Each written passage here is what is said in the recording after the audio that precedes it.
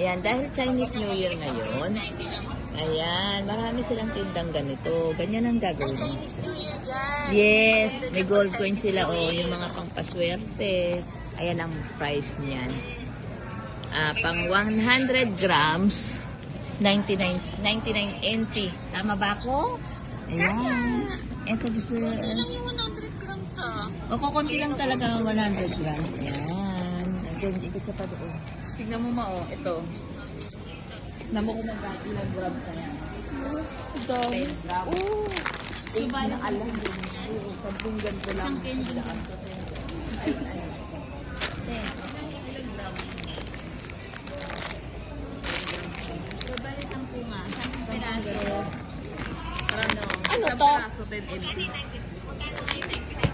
200. 200 sa atin. Ano ba to? Hindi. Parang ano. Ano siya chocolate? Ito di iyang ba?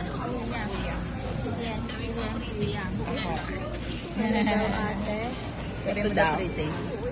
Wala akong pre-taste. Naghanap na ako pre-taste. Pwede. Chocolate din to? Kuha tayo ate. Ano to? Ano to ate? Hindi ko alam eh. Ano? Ate, kuha kayo ng tingin. Kim at Alice, alam mo to kung ano to? Parang puto seko.